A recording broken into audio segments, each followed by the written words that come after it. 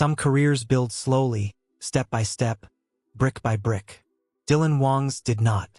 His appeared like a meteor, bright, sudden, impossible to ignore. One role in Meteor Garden was enough to rewrite his life. Overnight, he became the face of a new generation of bad boy heroes in C-biz. Sharp gaze, careless confidence, an arrogance that looked less like a flaw and more like a style.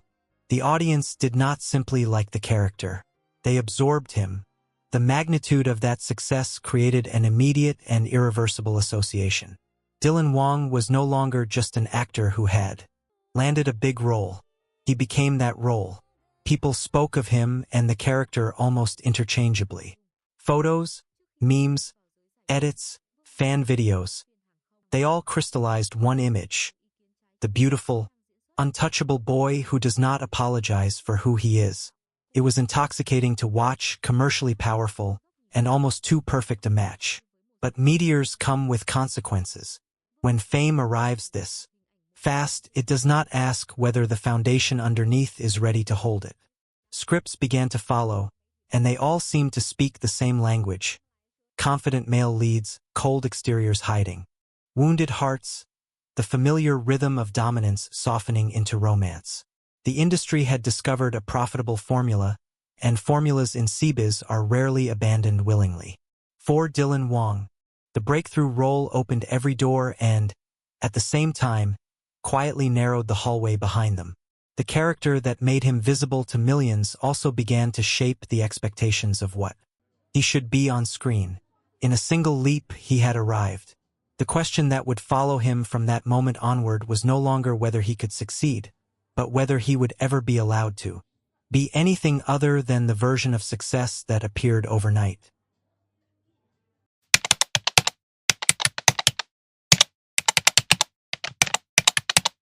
A breakthrough role is supposed to be a beginning. For Dylan Wang, it also became a boundary. The industry did not simply celebrate his success. It classified it. The shorthand was convenient. He is perfect for arrogant, cold, domineering male leads. What began as casting praise slowly hardened into a professional identity. Scripts that arrived afterward did not ask, "What range does he have?" They asked, "How close is this to the version of him audiences already adore?" The audience reinforced this dynamic without meaning to. They tuned in expecting a feeling they already recognized. The smirk, the impatient stare, the careless confidence that eventually melts into vulnerability. When he played something adjacent to that image, the reaction was immediate. This is the Dylan Wang we love. When he stepped even slightly away from it, the response shifted just as quickly. This doesn't feel like him. Familiarity became a product, and he was expected to manufacture it on command. The more a single persona succeeds, the more it reproduces itself. Directors seek it out because it sells. Platforms promote it because it trends. Brands attach to it because it is legible at a glance. In that system, range becomes a risk and repetition becomes strategy. Dylan Wang was not only portraying characters. He was maintaining an ecosystem that had grown around a single role. Walking away from that role meant walking away from the security that came with it. This is how a label forms in C-biz, not through hostility, but through efficiency.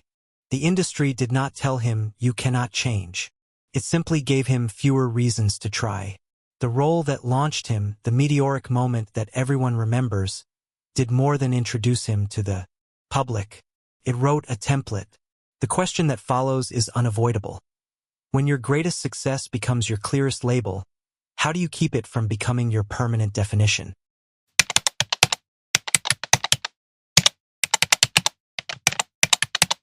Typecasting rarely arrives as a threat. It arrives as comfort. The offers are steady, the characters are flattering, the numbers look good. For Dylan Wang, the bad boy, cold exterior, soft interior formula kept working, so the industry kept returning to it. It is the sweet poison of familiarity. It tastes like success in the short term while quietly eroding the room to grow in the long term. Audiences praised how naturally he fit these roles. how effortlessly he carried the aura of dominance and wounded charm. That praise, however, carried an unspoken condition. They wanted him to stay there. When a performance matches what people expect, they call it perfect casting. When an actor reaches past expectation, they call it not suitable. The same viewers who elevated him also began guarding the box they had placed him in. Behind the scenes, the logic was simple. Platforms wanted guaranteed traffic. Investors wanted recognizable archetypes. Marketing teams wanted images they could summarize in a single poster. Dylan Wang's existing persona solved all of those problems at once. The cost was invisible but real. Fewer chances to explore. Vulnerability without beauty, power without glamour, or characters that fail without redemption. Typecasting does not question your talent. It simply stops asking what else you can do.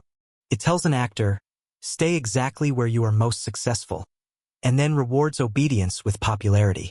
For someone early in their career, that is both tempting and dangerous. Dylan Wang was not fighting failure, he was dealing with a more complicated enemy. Success that points in only one direction. And so the dilemma sharpened. To remain inside the familiar meant acceptance, ratings, and applause. To step outside meant uncertainty, risk, and possible rejection. The persona that had once felt like a launch pad was starting to look more like a boundary line.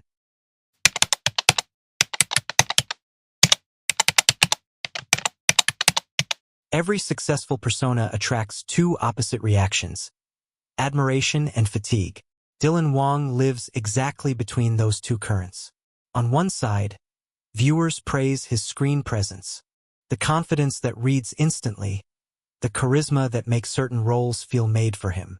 On the other side, critics point to repetition, similar emotional beats, similar character arcs, similar silhouettes of the same man wearing different names.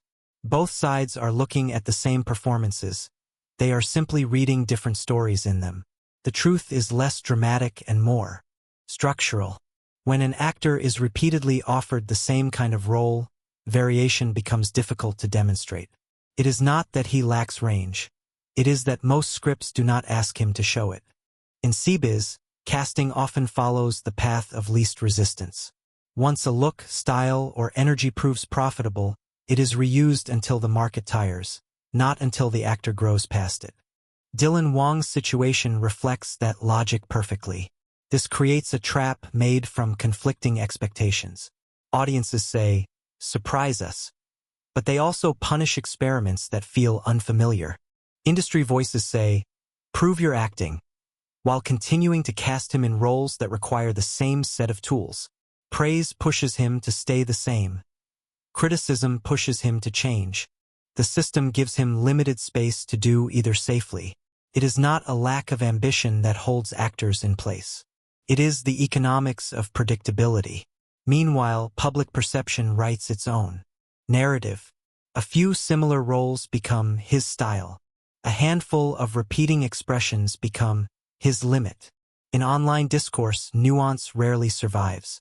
An actor can improve inside a confined type and still be judged as static simply because the category around him has not shifted.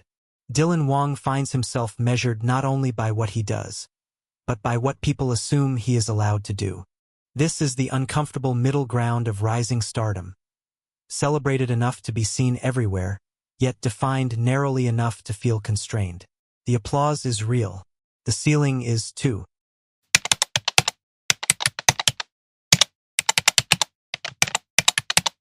For any actor whose success is built on a single dominant image, the most dangerous move is not failure, it is change. For Dylan Wang, change would mean taking roles that are less flattering, less commercial, or intentionally uncomfortable to watch.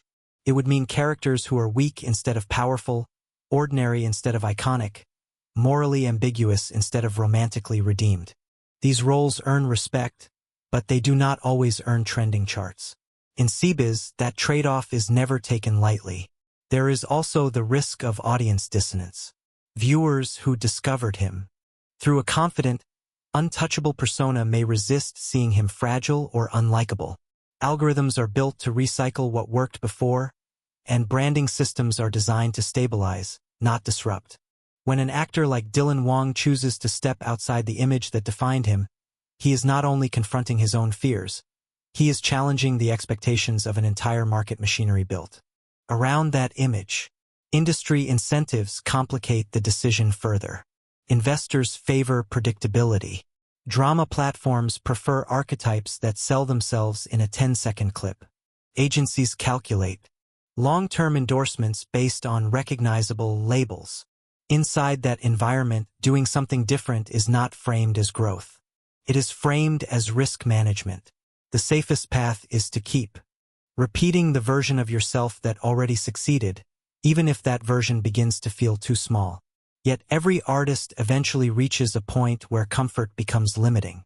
Staying still may protect popularity, but it also preserves doubt. Can he do more? The only way to answer that question is to take the very roles that enable people to ask it. For Dylan Wang, the risk is clear, but so is the cost of avoidance. A career can be built on one persona, but longevity rarely is. The decision becomes personal as much as professional. Do you protect what you already have, or do you endanger it for the chance to become something larger than the image that made you famous?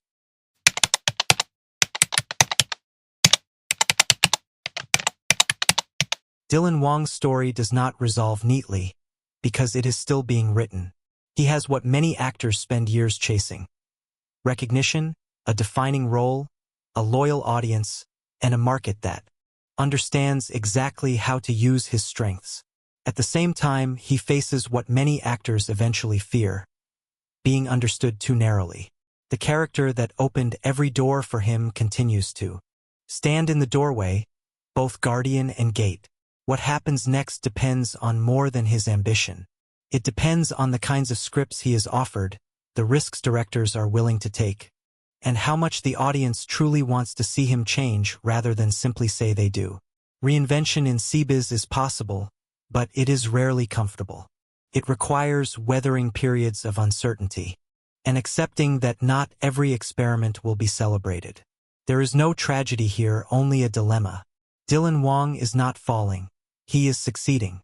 The question is what kind of success he wants to live with. If he stays within the role that made him famous, he will likely remain visible and commercially powerful. If he steps beyond it, he may lose some of that certainty and gain the one thing typecasting cannot offer: freedom. So the story closes with an open door rather than a final line. When one role becomes both your crown and your cage, do you hold it tighter or do you risk setting it down to see who you might become without it?